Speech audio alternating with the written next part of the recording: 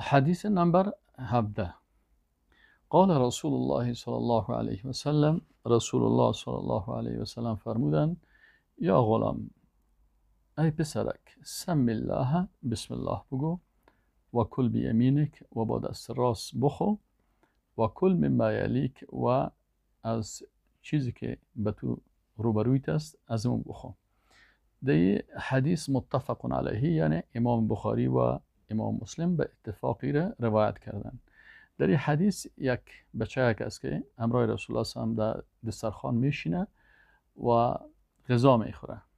لکن این بچه وقتی که دست خود شروع میکنه که غذا بخوره، رسول الله صلی الله علیه و آله برش آداب غذا خوردن یاد میده. برش میگه: یا غلام، ای پسرک، سم الله، یعنی وقتی که غذا میخوری اول بسم الله بگو، و کل بیمینک، و با دست راست بخو، و کل مما یلیک، و بخو از اون چیزی که پیش روی خودت است. بنابراین در اینجا 3 ادب بررسی یاد میده. ما از این حدیث درس میگیریم که اول وقتی که انسان غذا را شروع میکنه بسم الله بگوید، و همچنان وقتی که غذا میخوره مسلمان باید با دست راست خود غذا بخوره، چرا که شیطان با دست چپ غذا میخوره و با دست چپ آب مینوشه.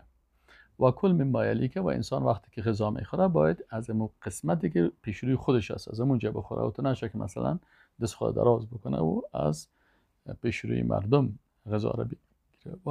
غذا را بگیره و بخوره.